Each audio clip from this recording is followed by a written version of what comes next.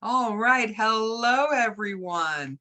Again, I really want to thank Dr. Emily Jones for taking the time to come here and talking about her life and her experiences as a deaf audiologist. That's a really cool topic, right? I'm sure our audience is curious about that. So, before we talk about your journey as a deaf audiologist, I think it's important to know who you are. So, can you tell us a little bit more about yourself, where you're from, where you grew up, come from a deaf family or a hearing family, things like that? Anything that you're willing to share with us, we would appreciate it. Sure. Well, thank you again for having me here. It's really an honor to talk to you all and talk about my experience as a deaf person.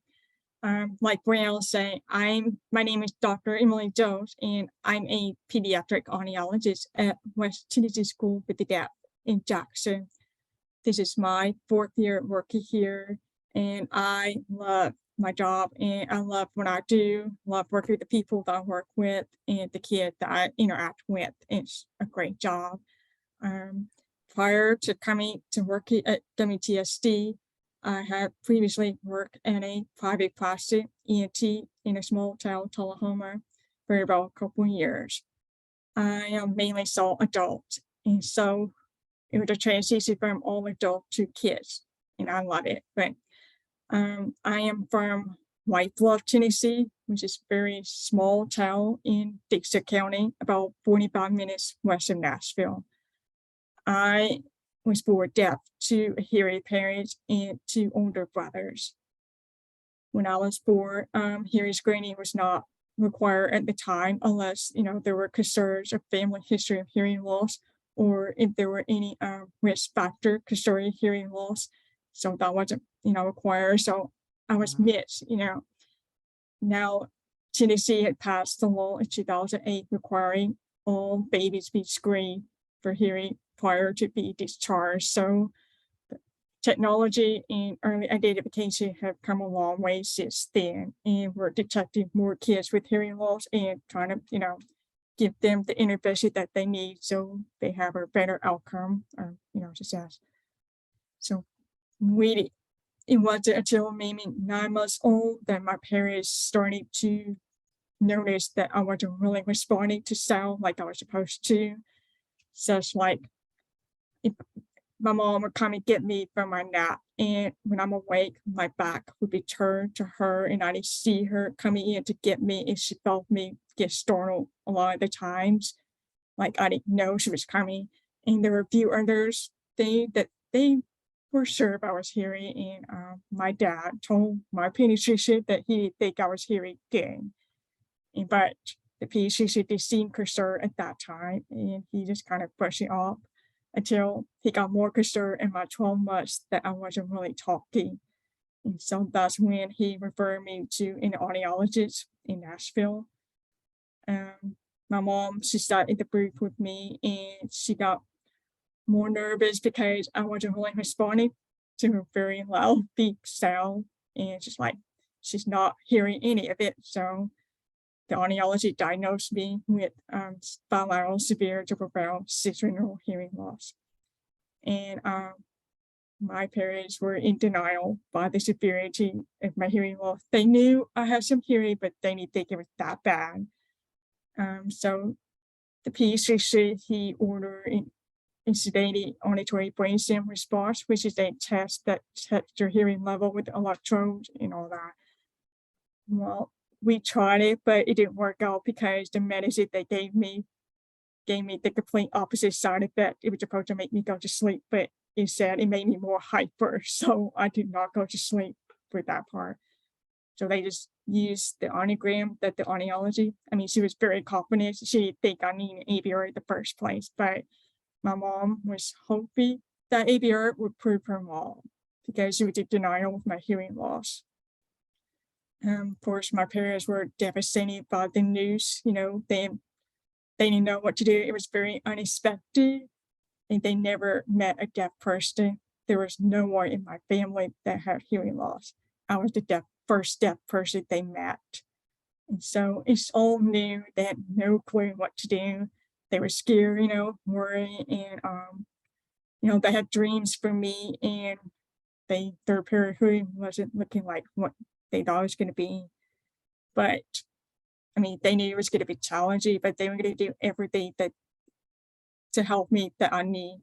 And they met so many supportive people along their journey, and just so many helpful people. So shortly after that, I got my first set of hearing aids at 15 months old. That's when I was diagnosed with hearing loss.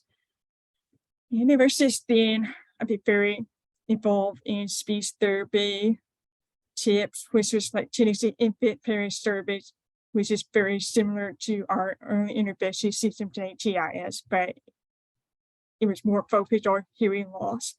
And Miss Tracy, who is in this meeting, she was my TIPS interventionist. And so she's a wonderful, and she really helped guide my mom the right path, because it was all new to her. Is we didn't have a lot of resources back in the day. This was like 1990. It's way different than it is now. And so I'm just been very blessed with the right people, because it really does take a village of people to make the journey happen. So they're very blessed. And so, and then let's see, I've just been a film orchestra singer for pulmonary hearing school, which is a auditory verbal only school, and I was very involved with that. So yeah, my parents, they found a lot of resources. They would do whatever it takes for me to, make it happen for me. So, and then I've also been very fortunate to have a really good support from the school system, because I know some kids are just not fortunate to have the accommodation that they need. At first, it kind of got off to a little rocky start because they weren't exactly cooperating in providing what I needed. And there was a former teacher that I was at preschool with. She was a former special ed supervisor for that Dixie County public school system. She reminded them, there's a special grant that could went to get the funding to provide me the services that I need. So we need the service to go Vanderbilt Ferguson.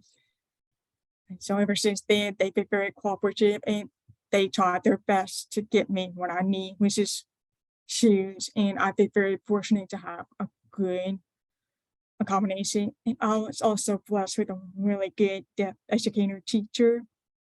She played a huge role, and she had previously taught at West Tennessee School with the Deaf for a couple of years prior. So she had experience working with deaf children, and she did not let me get away with anything. She knew what I was capable of.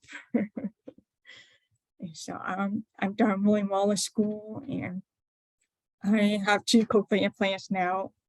I received my first cochlear implant at the age of 8. And that time, only one, only you could get 1 year, and they didn't implant kids younger than 3 years old. And so something happened in first grade that my speech understanding had gone down,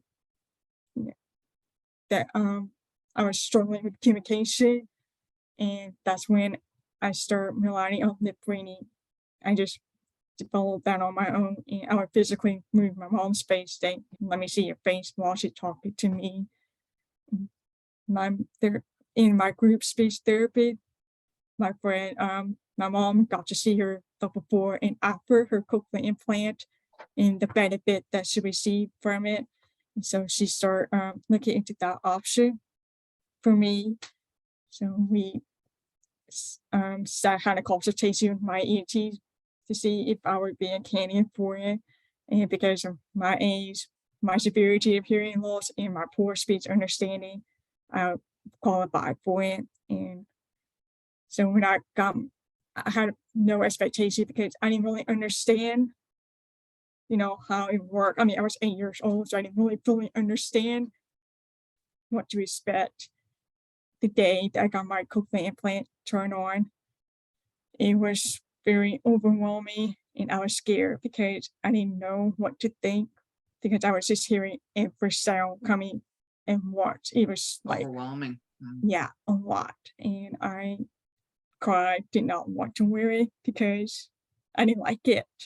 And I remember I didn't want to wear it after I left the appointment. But my parents, they're very consistent. They always have been just day one. And so they knew it's going to take some time for me to get used to it. So they keep putting it on my head every time I take it off. And then eventually, over time, I got used to it because my brain just needs time to adjust to the new sound. I mean, it's like starting over, basically, and for a while. So I had a body word processor that was the style of the cochlear implant back in the day before behind the ear came, and the box had 3 dials on it, and one of them had volume. Somehow I figured out to turn the volume down behind my parents' back. They didn't know that I was doing it, and I turned it down to where it was more comfortable. And I think that really helped me with the transition of, understanding because it felt more comfortable and I was able to tolerate it better. And then I don't know how long it took for them to realize that I had been doing it.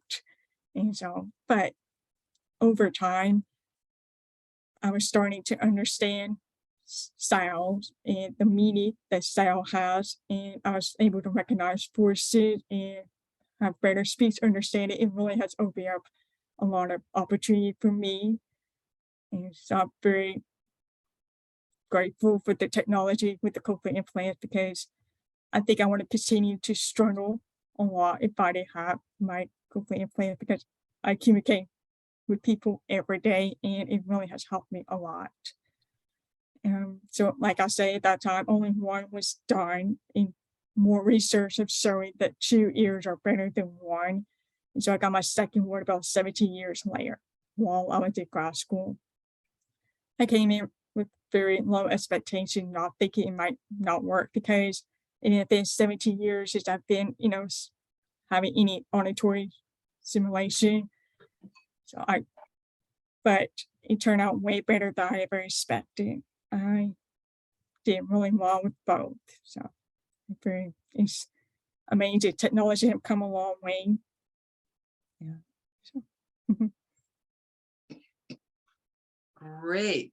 Thank you so much for sharing your story and your journey from birth to graduate school, that whole span. So it's good for our families and our audience to get to know who you are as a person and your background, where you're from. So I really appreciate you sharing that and being so open with us. So since you mentioned graduate school, now I'm curious, what was the process like for you going into college and realizing that you wanted to become an audiologist? Hmm. I mean, let me back up. Before you went to college, did you already know you wanted to become an audiologist? Or, I mean, what made you want to do that? So audiology was not my original career that I had thought.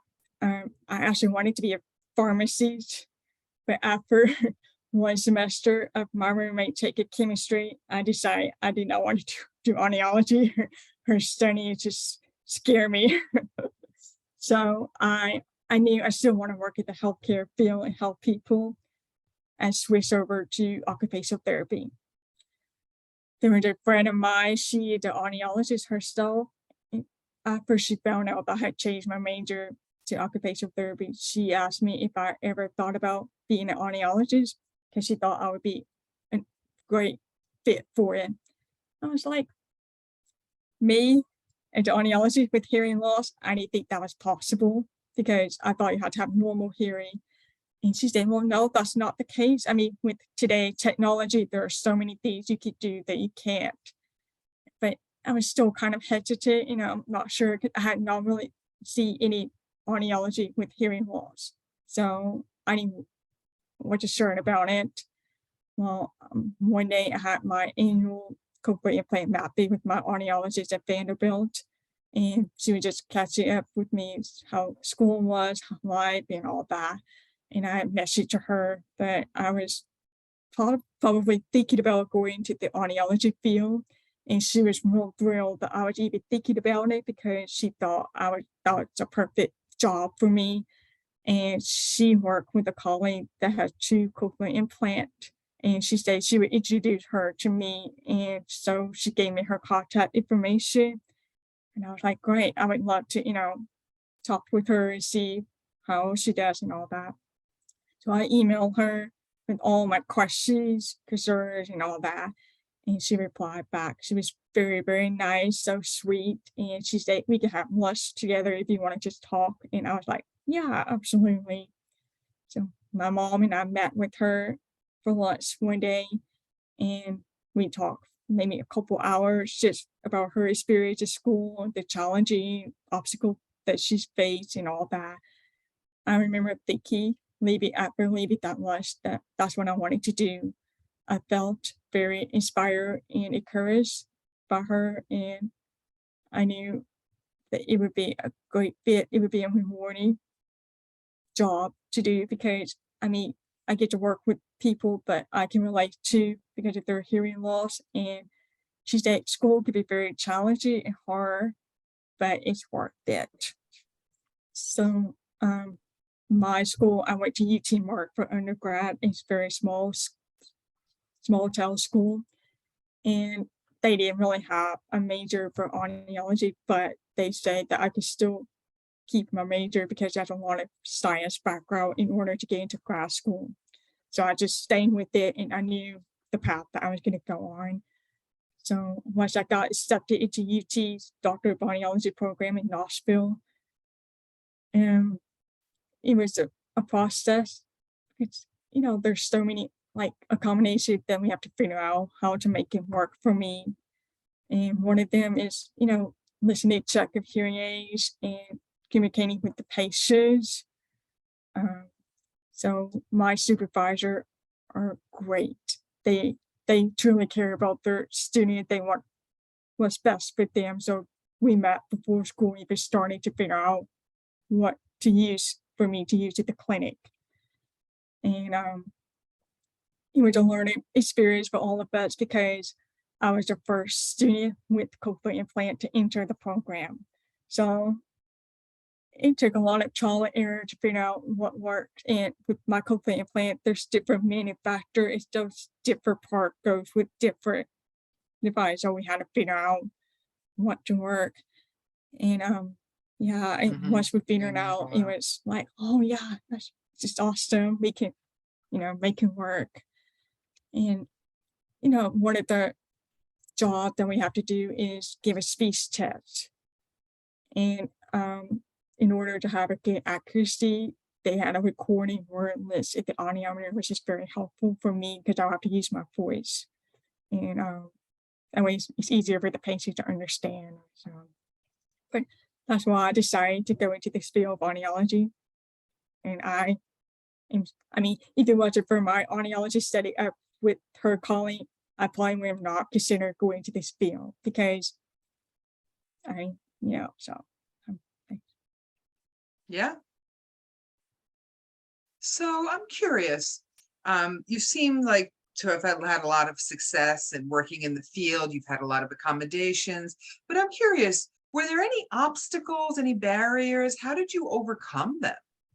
So sometimes some patients are really hard to understand, and that's when the FM system kind of comes in handy.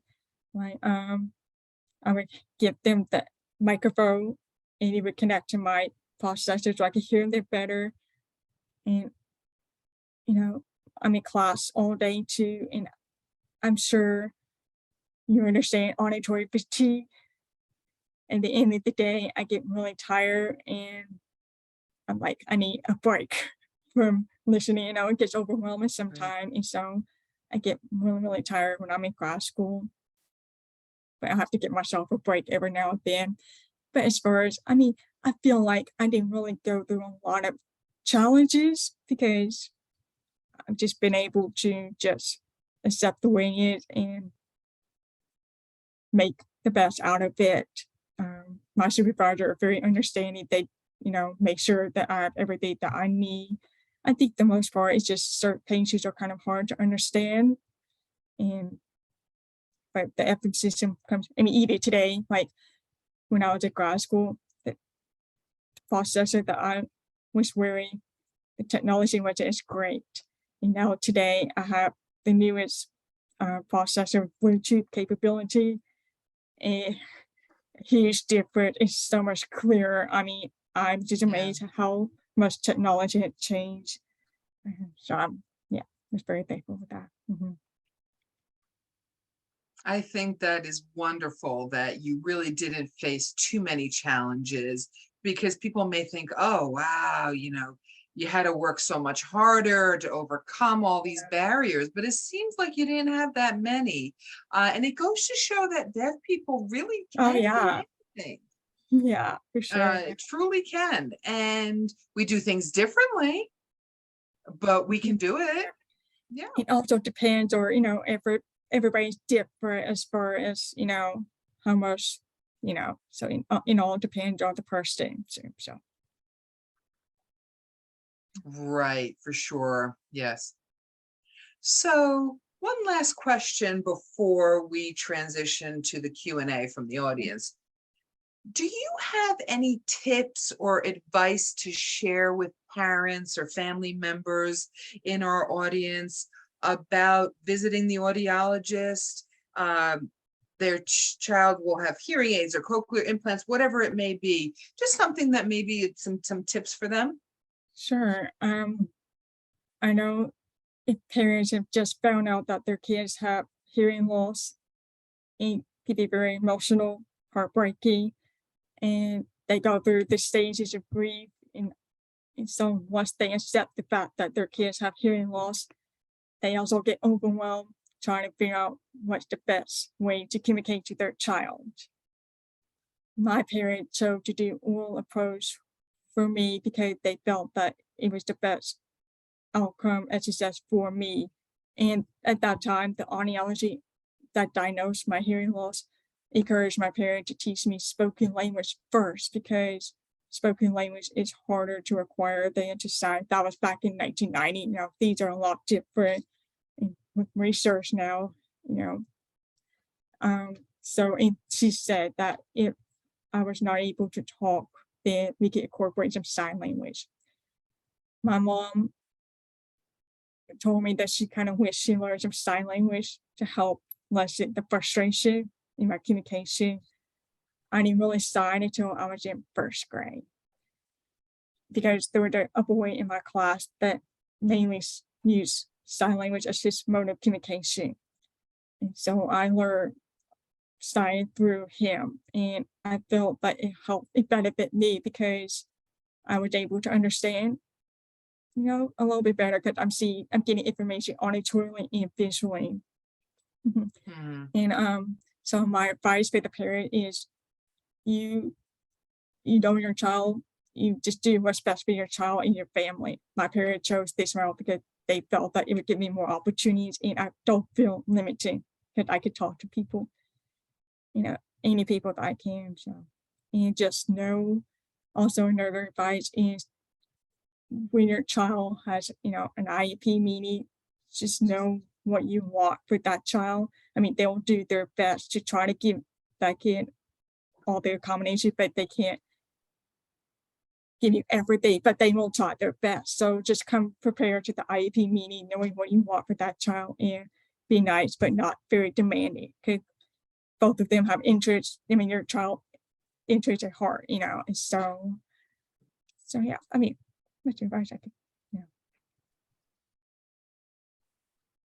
Thank you so much for that advice. I think it's helpful for our audience to know, even those who are professionals or students who are here today. It's nice to see your perspective of how to support families, and this way the professionals and the students can support families as well. So I'm going to go into the general Q&A now. And I just want to remind everyone, those who are new or forgot, I like to answer the family questions first. Once all the family questions have been posed and answered, then we'll open it up to professionals and students and anyone else in the community who would like to ask questions, okay?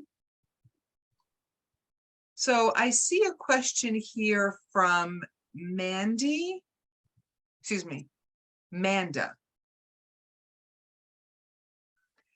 from Manda, that says, as a parent, we enjoy hearing the perspective of a hard of hearing audiologist. Their advice carries more weight for us as they have gone through it themselves as an individual. So that's not really a question, it was more of a comment. But thank you, Dr. Jones, for sharing your perspective on that, because yes, Manda, you're right. She has gone through this experience of being a person with hearing loss herself. So your children may go through a similar journey, because like Dr. Jones mentioned, everyone is different. And I always like to say that there's no one way to be deaf. Right. There are various ways to be deaf. Yes. So thank you, Manda, for that comment. And then I see a comment from Tracy, who says, how many deaf and hard of hearing audiologists are there in the United States? And do the audiologists who are deaf and hard of hearing, do they get together professionally to support each other and lobby for advancements in the field? Well, I don't know exactly how many audiologists with hearing loss there are in the United States, but I am in this group on Facebook for audiologists with hearing loss. And I see comments, questions, or advice, and we like answer as best as I can. All the support. And if someone has like, how do I make this work? We, share our experience. And so that was very helpful to have that. And every year there is a conference for like American Academy of Audiology, and they have like a session where all audiologists with hearing loss meet to get together and talk about their experience. But I follow closely on Facebook in that group, and so it's really a great way to connect with that people, because we all get it. Yeah. We understand, if there's any challenge situation, we try to figure out what can we do to handle this, and they come up with their advice and what they've tried and what doesn't work and what does and all that. So it's very helpful to have that kind of support. Wonderful. And I know of 3 deaf audiologists myself, Dr. Sparks, and that person was featured last year as a Meet the Deaf Professional guest, you, Dr. Jones, and I'm assuming this is your advisor from Vanderbilt. Yes. And I know the 3 of you, but more than that, I am not aware of. And I think more and more will come up in the field. Yes. I think on that group, there were at least maybe 150 members in that group. So yeah, it's a lot. I know, right? Yeah. I think it's wonderful because, again, like Manda's comment, it's good to meet an audiologist who understands it, gets exactly what the child is going through. That's a beautiful thing. Yeah, I feel like I can relate to the kids better because of my experience growing up versus like when I was working in a private practice, when I saw mainly adults.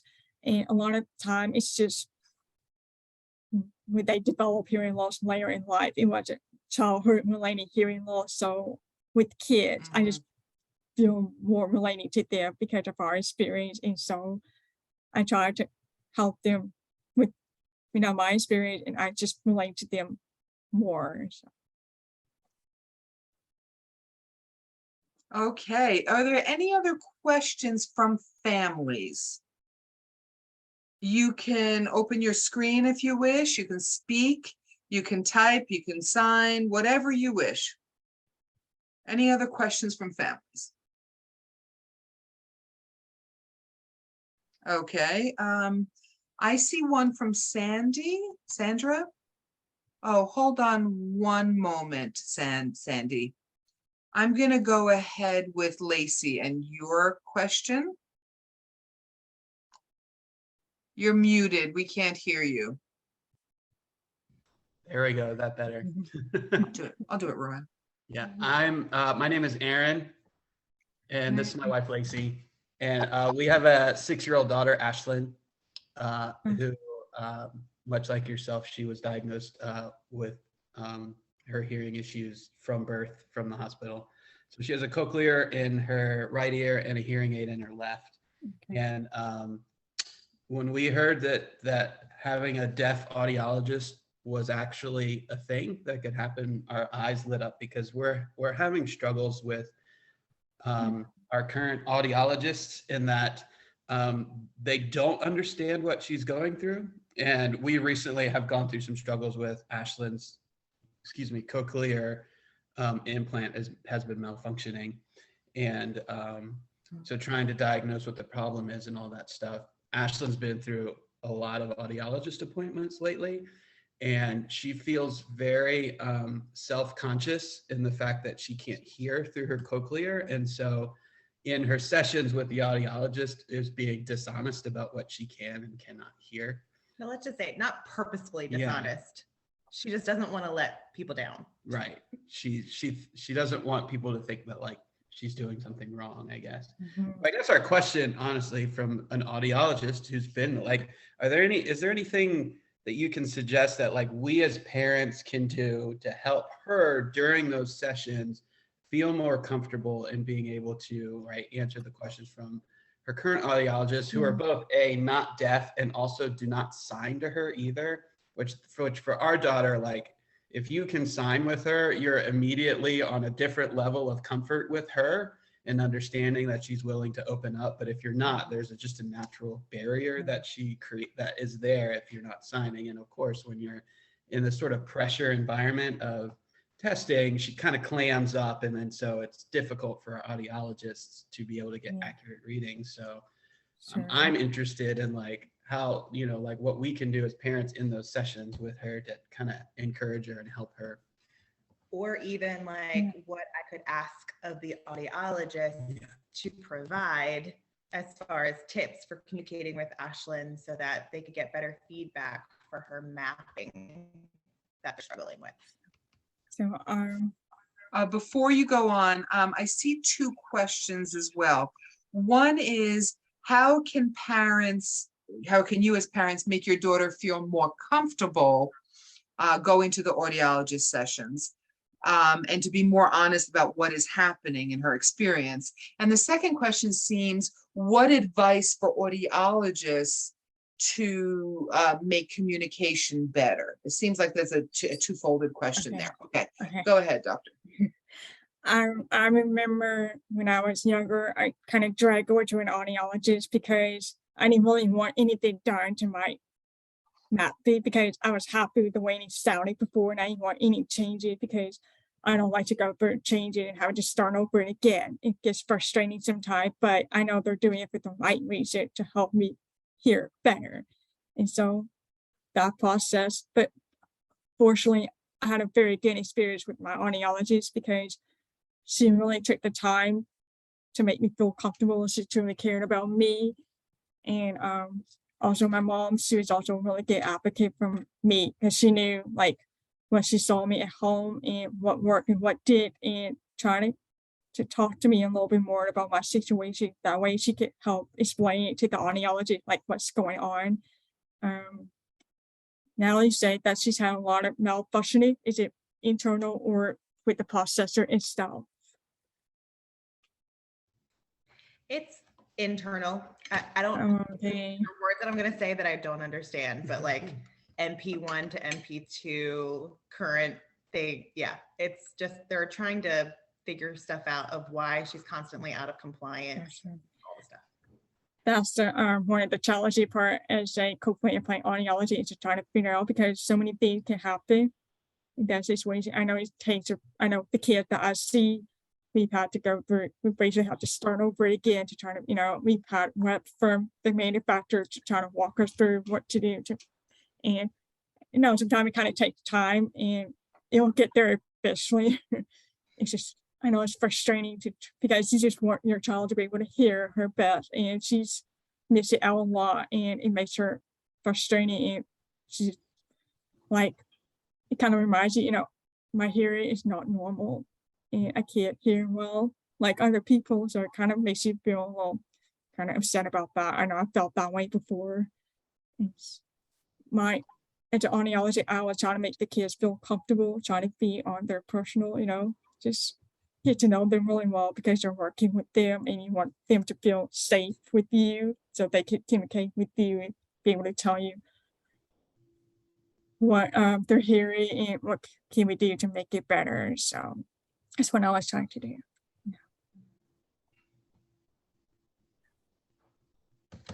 Thank you. Yes, thanks, Lacey and Aaron, for your questions. And you can always reach out to us for more questions or to discuss your concerns and your journey. We are always available for families. Yes. Okay. Any other families that want to pose a question or a comment?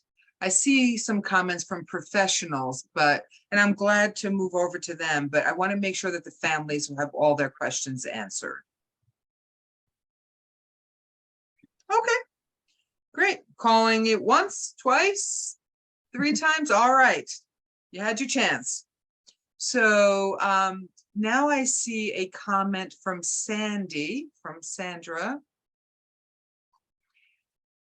I'm curious, do you do audiograms inside a perfect environment, the box, or with some background noise?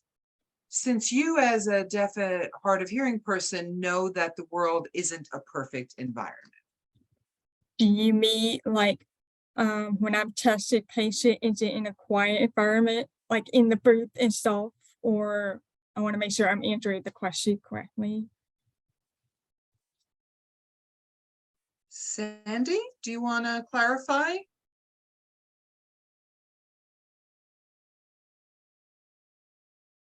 When I've tested patient, okay. Yes, right, when you're testing a patient. All right. So most of the time I do a quiet environment so I can test their hearing and what their speech understanding is in quiet environment.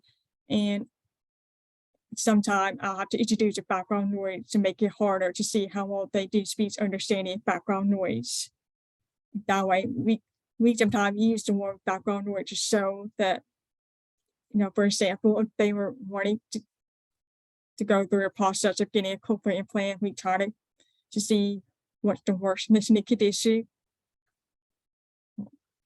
Yeah, like trying to figure out how much can they understand in a noisy environment. And so I hope that's pretty much what you're asking me. So Yeah, spot on. yes, okay. Okay. Sandy, was that clear? I also want to ask, I'm sorry, I can't, just give me a moment. I can't see you because I wasn't expecting you to pop up. Okay, go ahead, Sandy.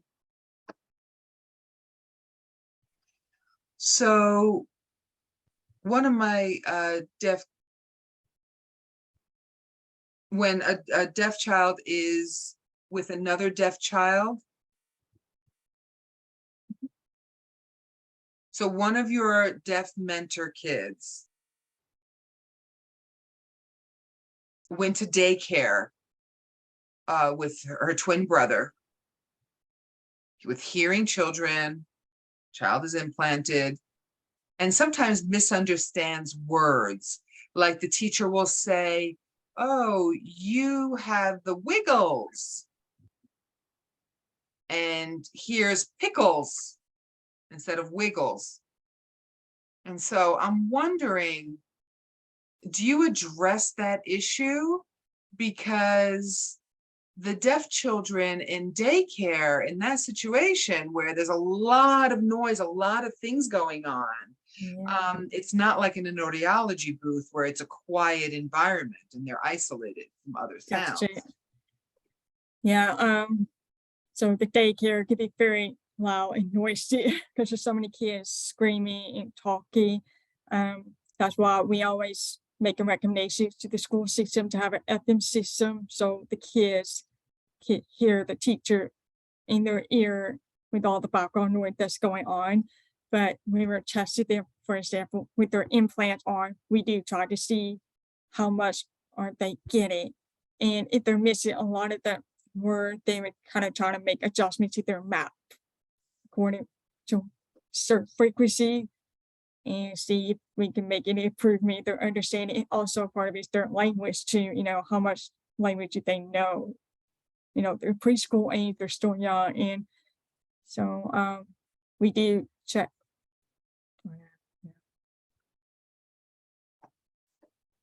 And I just want to put out my 2 cents here. Adding signing will Yes. help a lot. Mhm. So that'll clarify things. Oh, you have the wiggles. So Yeah. use your body movement of showing wiggles. Yeah. So that really goes a long way to show things visually. I'm not saying that you have to immerse yourself in ASL or, be fluent in it or anything like that, but just that added sign or gesture to expand on what you're saying in English.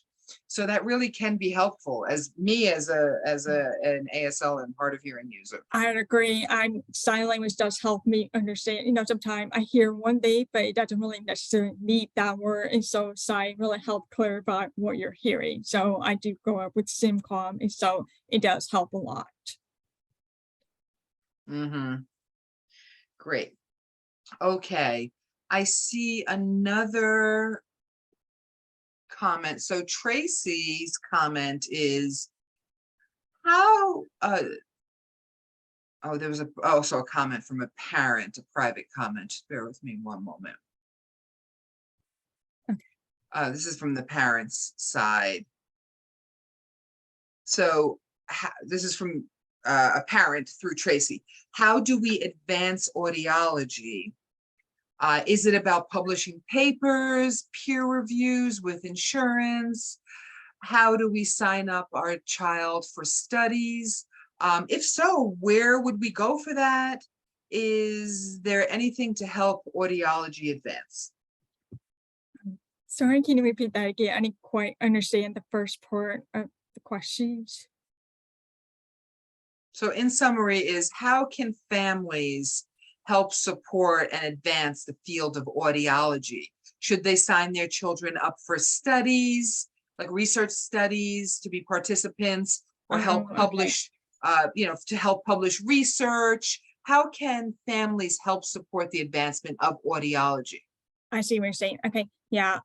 Yeah, absolutely. The more kids we can participate in research, the better it helps give audiologists data that certainly does work for the population.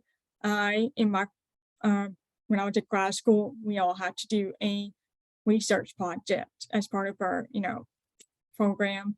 And my research project was I work with Advanced Bionic, which is the company that I have, and we focused on kids in school study.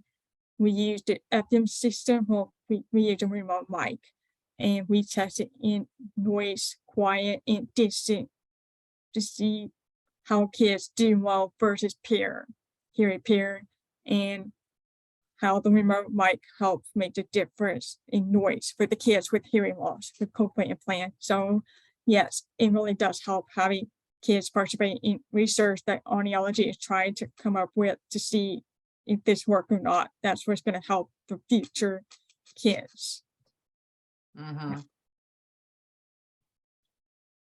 Wonderful question. And I see a cheerleading comment from Christy. Hands waving for that one. And then I see 3 other comments. The first one is from Sharon. Do you want to open up your video there? Go ahead, Sharon. Hi, I apologize. I missed that first half hour. My apologies. In your experience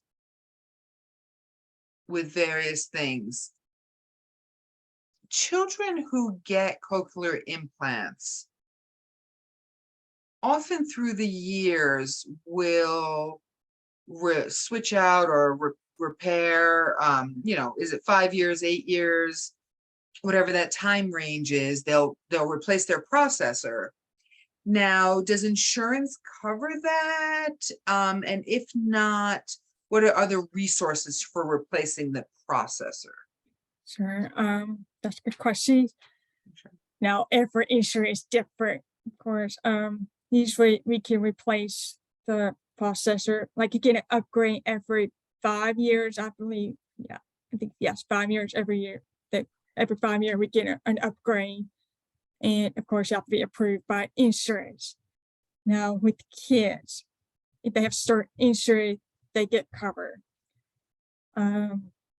As far as those that are not getting coverage, I'm not 100% sure on how they could make that happen. I know there's some, there might be some benefits for the insurance, they might pay part of it, but most of the case, they may not cover it at all. Unfortunately, even after we argue with the insurance that this child needs the implant to help them with their speech and language. My insurance, because I met my deductible and all that, I was able to get full coverage for an upgrade and anesthesia surgery as well. So it just depends on what insurance you have. Sometimes you have to fight for it. Sometimes you have to get an audiology to write you a letter saying this child needs it.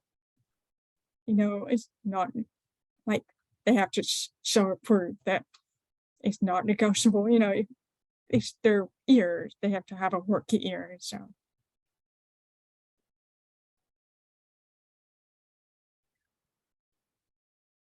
Thank you for that question, Sharon. Okay. That's a good thing to know. Some people don't realize that insurance really is important, and you want to keep improving the quality of the processor. So it's really good for our audience to know that. I see a comment from Jonathan who says, at what age did you get your first cochlear implant? I missed this part. And how well did you hear and recognize speech before you got it? Right. I was almost 8 years old when I first got my cochlear implant. My speech understanding, I don't know the exact score, but it was not good. Like I wasn't really getting any benefit from the hearing aids. It was just muffled. I wasn't hearing anything. Now with the cochlear implant, of course, it takes time for my brain to understand. And right now, I mean, it's good, but I do so much better with visual added to it. Because when they do speech testing, they take away that visual cues, and I don't do as well. But with the newer technology that I have, I am doing a lot better with that.